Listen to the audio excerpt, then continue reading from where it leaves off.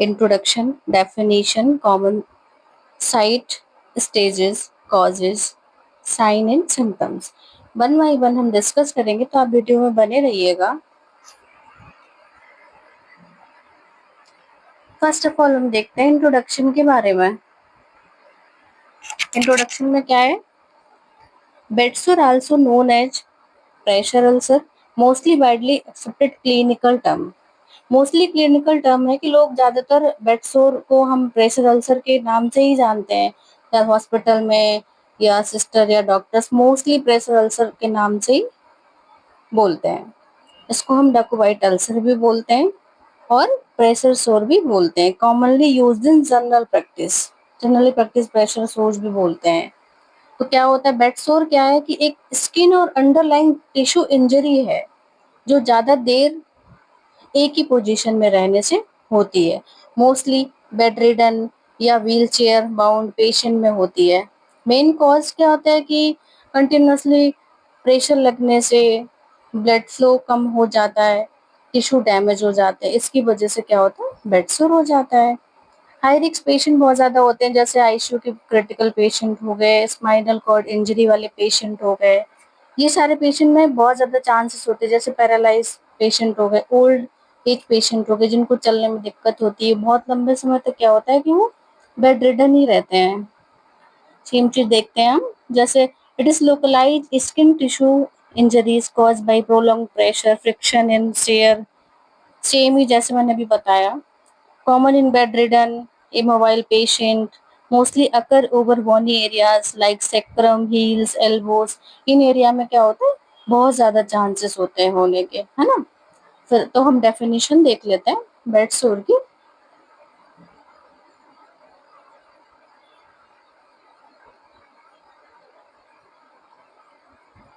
Okay,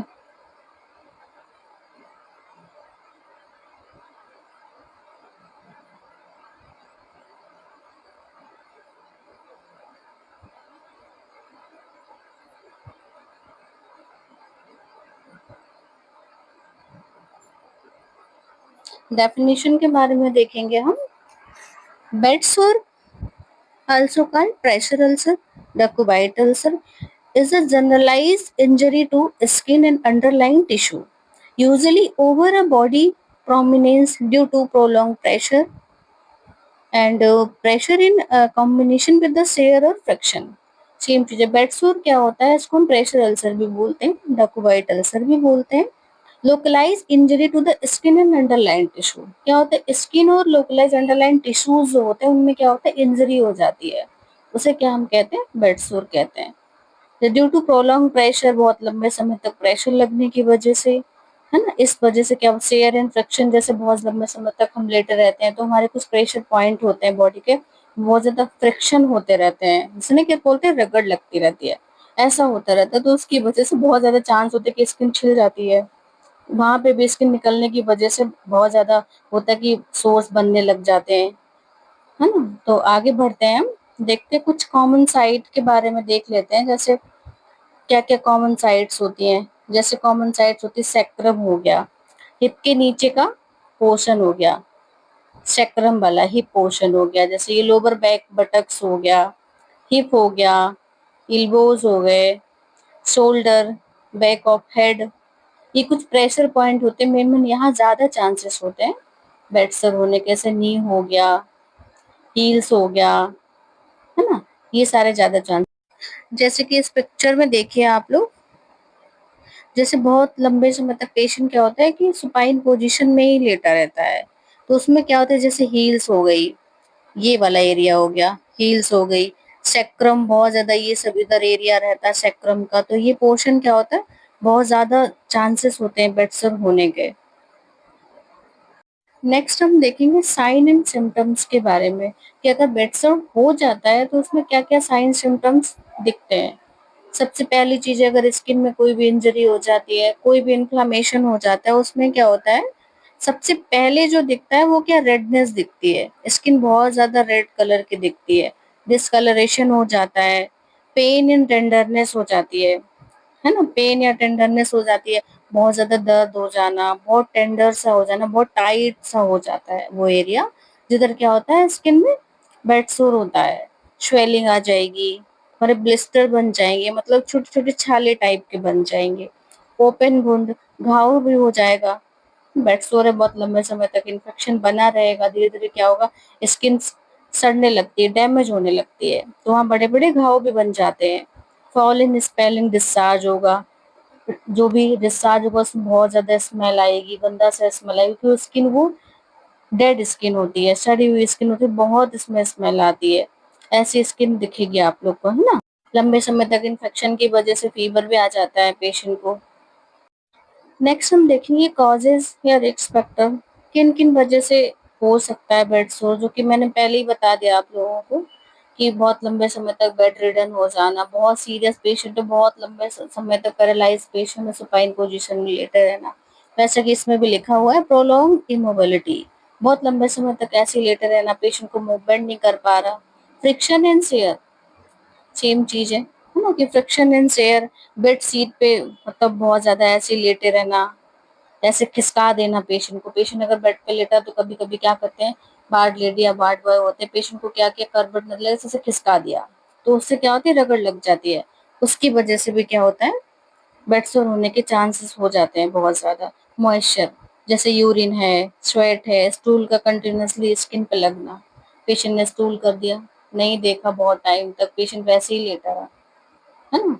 और next क्या होता है, यूरिन पास हो गई, पेशेंट ने वॉमिट कर दी, बहुत ज्यादा स्वेटिंग पेशेंट को आ रही है, तो उससे क्या होता है, मॉइस्चर होता है, मॉइस्चर होगा तो क्या होता है, स्किन बहुत ज्यादा अजीब सी होने लग जाती है, जैसे एकदम गीला गीलापन रहेगा तो वहाँ इन्फेक्शन क्रिएट हो जाएगा, बैक्टीरिया वायरस बहुत ज्यादा इकट्ठे होने लग जाएंगे, तो उसकी वजह से वहां पे इन्फ्लेमेशन क्रिएट हो जाता है और स्किन खराब होने लग जाती है।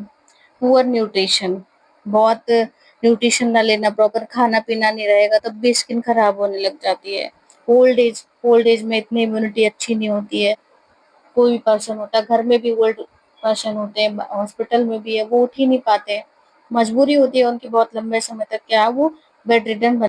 नेक्स्ट क्या है, न्यूरोलॉजिकल कंडीशन, जैसे पैरालिसिस पेशेंट होते हैं, पैरालाइज पेशेंट का मोस्ट कॉमन रहता है कि उन्हें बेड सोर होने के चांसेस होते हैं, क्योंकि वो बॉडी को मूवमेंट कर ही नहीं पाते हैं, उन्हें तो ऑब्वियस सी बात है कि लेटे ही रहना है, तो उनको चांसेस बहुत बहुत रिस्क चांस बहुत ज्यादा होते हैं कि उनको बेड सोर। नेक्स्ट क्या है, क्रोनिक डिसीज, क्रोनिक डिसीज जैसे डायबिटीज हो गया, इन सब चीजों में भी बहुत ज्यादा चांसेस होते हैं। स्पाइनल कॉर्ड इंजरी वाले पेशेंट में मोबिलिटी और लॉस ऑफ सेंसेशन दोनों के वजह से बाद में सोर जल्दी डेवलप हो जाता है। तो ये हमारे थे cause and risk factor. Next हम देखेंगे प्रिवेंशन। प्रिवेंशन से पहले हम थोड़ा सा डिस्कस कर लेते हैं, जैसे हॉस्पिटल में पेशेंट रहता है तो मॉर्निंग इवनिंग नाइट शिफ्ट लगती है स्टाफ की, तो उसमें क्या करते हैं, वो एक पैरामीटर होता है burden scale, burden scale follow करते हैं कि हम हर शिफ्ट में वो एक बार चेक करते हैं कि पेशेंट की कैसी कंडीशन है, पेशेंट का मूवमेंट प्रॉपर हो रहा है कि नहीं हो रहा, बेड सोर सॉरी न्यूट्रिशन प्रॉपर ले रहे हैं या नहीं ले रहे हैं, है ना, शेयर इन्फेक्शन कैसा है, पेशेंट चल रहा है या नहीं चल रहा है, एक्टिव है या नहीं एक्टिव है, ये सारी चीजें वो चेक करते हैं एक बार। आप लोग कहोगे तो ब्रेडन स्केल के बारे में हम बाद में वीडियो बना देंगे, अभी हम बस इतना ही बता रहे हैं आपको कि ब्रेडन स्केल के जरिए से हम क्या करते हैं, बेड सोर को बेड सोर का हम असेसमेंट करते हैं ब्रेडन स्केल से, है ना।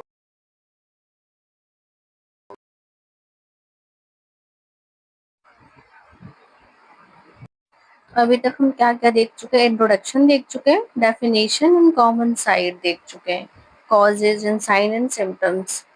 हमारा क्या रह गया, स्टेजेस ऑफ, तो हमको स्टेजेस देखनी थी, है ना, स्टेजेस रह क्या था, तो हम स्टेज डिस्कस कर ले। बेसिकली 4 स्टेजेस होती है बेड सोर की। फर्स्ट स्टेज में क्या होता है, ये देखिए, redness in of the skin, skin में क्या होता है, रेडनेस स्टार्ट हो जाती है, जैसे हिप पे प्रेशर के बाद स्किन लाल हो गई, या वुंड ओपन नहीं, मतलब क्या वो घाव तो नहीं हुआ, लेकिन क्या वो स्किन बहुत ज्यादा रेडनेस से लगने लगी, बहुत लंबे समय तक लेटे रहे, पीछे हिप में या शोल्डर में या हील्स में बहुत ज्यादा रेडनेस से आ गई, स्किन रेड हुई है, ना ही उसमें कोई ब्लिस्टर बने हैं और ना ही उसमें कोई घाव हुआ है, तो ये क्या होता है, फर्स्ट स्टेज ऑफ बेड सोर होती है।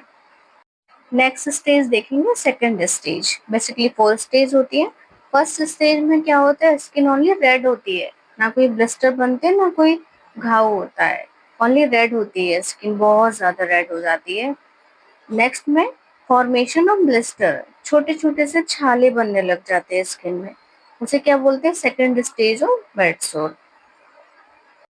नेक्स्ट देखेंगे third stage, damage to skin. Skin थोड़ी थोड़ी डैमेज होने लग जाती है, बहुत ज्यादा डीप घाव तो नहीं होता, लेकिन स्किन क्या होती है, थोड़ी सी डैमेज। जैसे ये दिख रहा है, ये देखिए, ये देखिए छोटा सा घाव हो गया। इससे पहले वाला जब आप देख रहे थे, जैसे ये सेकेंड स्टेज में ब्लिस्टर, छोटे छोटे से ब्लिस्टर बने, कोई घाव नहीं था। फर्स्ट में देखा आपने, ओनली स्किन रेड हो रही है, कोई घाव नहीं, कोई ब्लिस्टर नहीं, कुछ भी नहीं, बस स्किन रेड हो रही है। तो क्या हुआ, फर्स्ट स्टेज ऑफ बेड सोर। सेकेंड स्टेज में क्या हुआ, formation of blister, blister format हो रहे हैं छोटे छोटे से। थर्ड में आपने क्या देखा, स्किन डैमेज हो रही है। तो फर्स्ट क्या हुआ, स्किन रेड हो रही थी, सेकंड में क्या हो रहा था, ब्लिस्टर बन रहे थे, थर्ड में क्या हो रहा था, स्किन डैमेज हो रही। नेक्स्ट क्या है हमारा, फोर्थ स्टेज ऑफ बेड सोर, tissue loss, life threatening infection. क्या होता है, क्या होता है, टिश्यू लॉस होने लग जाते हैं और लाइफ थ्रेटनिंग कंडीशन भी हो सकती है। बहुत ज़्यादा इन्फेक्शन होने की वजह से पेशेंट को फीवर आएगा, पेशेंट सेप्टिसिमिया में भी जा सकता है, बहुत ज़्यादा लाइफ थ्रेटनिंग कंडीशन हो सकती है, बहुत ज़्यादा हो सकता है घाव हो जाए, पेशेंट लेट ही नहीं पाएगा, धीरे धीरे वो स्किन सड़ने लग जाएगी, डेड होने लग जाएगी, है ना। तो बहुत ज़्यादा कंडीशन खराब हो सकती है, उससे पेशेंट। फोर्थ स्टेज में क्या होता है, मसल या बोन विजिबल होने लग जाती है, कभी कभी बहुत ज्यादा डीप घाव हो गया तो सीवियर इन्फेक्शन रिस्क भी होते हैं। चारों स्टेज हमने देख लिए हैं वन बाय। स्टेजेस बहुत इंपॉर्टेंट है, इसलिए स्टेजेस मोस्टली पूछे जाते हैं, कोई भी एग्जाम हो, चाहे वो आपका ओटी हो, चाहे वो जीएनएम हो, चाहे वो बीएससी हो, किसी में भी स्टेजेस मोस्ट है हमारी, तो इनको अच्छे से पढ़ना। हम फिर से रिवाइज एक बार कर लेते हैं। फर्स्ट स्टेज में क्या था, हमारा स्किन रेड हो रही थी, ओनली स्किन, कोई भी स्किन इंटैक्ट नहीं हो रही थी, ओनली रेड हो रही थी। एग्जाम्पल जैसे कि हिप पे प्रेशर के बाद स्किन लाल हो जाना, है ना। और सेकंड क्या था, ब्लिस्टर हो रहे थे सुपरफिशियली ओपन सोर्स, छोटे छोटे से हील पे छोटे ब्लिस्टर बन जाना, ये क्या था, सेकंड स्टेज में था। थर्ड क्या था, डीप वुंड, फैट विजिबल है, मतलब थर्ड स्टेज में स्किन डैमेज हो रही थी, ऑब्वियस सी बात है कि फैट विजिबल होगा, स्किन डैमेज हो जाएगी तो फैट विजिबल होगा, थोड़ा सा डीप वुंड भी होगा। फोर्थ में हमने क्या था, मसल्स या बोन विजिबल होने लग जाएंगे, बहुत ज्यादा लाइफ थ्रेटनिंग कंडीशन होने लग जाएगी। नेक्स्ट हम देखेंगे प्रिवेंशन के बारे में। तो हमने एक एक चीज सारी देख ली, इंट्रोडक्शन देख लिया, डेफिनेशन देख ली, साइन एंड सिम्टम्स देख लिए, कॉजेज देख लिए, स्टेजेस देख ली। हम देखेंगे प्रिवेंशन के बारे में कि क्या क्या बचाव हम कर सकते हैं ताकि बेड सोर ना हो, है ना। तो ये देखिए, टर्न पेशेंट एवरी 2 आवर, मतलब क्या है कि पेशेंट जब भी स्टाफ ड्यूटी पे रहे, तो जब भी पेशेंट स्टाफ ड्यूटी पे हो, 6 6 आवर में, मोस्टली हर हॉस्पिटल में कहीं 8 आवर या कहीं 6 आवर स्टाफ की ड्यूटी होती है। तो स्टाफ अगर देख रहा है पेशेंट को बेड सोर होने के चांसेस हैं बहुत ज्यादा, या हो गया है, उसको क्या, टर्न पेशेंट एवरी 2 आवर, मतलब एवरी 2 आवर में पेशेंट की क्या है, 2 आवर पेशेंट की क्या है, पोजीशन चेंज करते रहना है। अगर पेशेंट राइट साइड लेटा तो लेफ्ट साइड, है ना। तो एवरी 2 आवर्स, मोस्टली ये क्वेश्चन एग्जाम में भी पूछा जाता है, मोस्टली पूछा जाता है कि पेशेंट अगर बेड सो रहा है तो उसको कितने आवर में पोजीशन चेंज करनी चाहिए। बहुत सारे कॉम्पिटेटिव एग्जाम में क्वेश्चन आता है कि कितने कितने घंटे में पेशेंट की पोजीशन चेंज करनी चाहिए, तो 2 आवर में पेशेंट की पोजीशन चेंज करनी चाहिए। नेक्स्ट वन क्या है, यूज एयर मैट्रेस, मतलब पेशेंट को बेड सोर है तो प्रॉपर, या पेशेंट बहुत लंबे समय तक बेड रेडर रहने वाला है, ऐसी उसकी सिचुएशन है, तो क्या करें, उसको हम एयर मैट्रेस गद्दा यूज करें, है ना, एयर मैट्रेस वाला, ना कि नॉर्मल। नेक्स्ट क्या है, keep skin clear and dry, है ना, keep keep skin clear and dry, skin को ड्राई रखें और क्लीन, प्रॉपर स्किन को क्लीन करना और ड्राई करना। Okay, next one is the ensure proper nutrition and hydration, patient को प्रॉपर न्यूट्रिशन प्रोवाइड करें और हाइड्रेशन प्रॉपर मेंटेन करें। नेक्स्ट वन है inspect skin daily, specially pressure point. Daily हमें प्रेशर पॉइंट चेक करने हैं जब भी हमारी ड्यूटी होती है, जब भी हम ड्यूटी जाते हैं हमें प्रॉपर चेक करने हैं प्रेशर पॉइंट। तो कहीं पेशेंट की स्किन रेड तो नहीं लग रही है, अगर लग रही है तो उसको ड्राई करें, प्रॉपर हम उसको ड्राई करें। कोई भी पाउडर है या कुछ भी है जो भी हम उसको प्रॉपर लगाएं, प्रॉपर हम केयर करें उसकी, ताकि स्किन में बहुत ज्यादा मॉइस्चर ना हो, क्योंकि हमने इससे पहले पढ़ा था कि मॉइस्चर की वजह से बेड सोर होने के चांसेस होते हैं। ओवरऑल हमने बेड सोर के बारे में पढ़ा है ना, वन बाय वन हमने इंट्रोडक्शन देखा कि बेड सोर कैसे होता है, क्या होता है, डेफिनेशन देखा हमने, है ना, कॉमन साइट्स देखी, बेड सोर के स्टेजेस देखे, साइन एंड सिम्टम्स देखे, कॉज देखे, प्रिवेंशन हम कैसे बचाव कर सकते हैं। अगर हमारी वीडियो अच्छी लगी हो तो लाइक करें, शेयर करें और सब्सक्राइब करें। Thank you.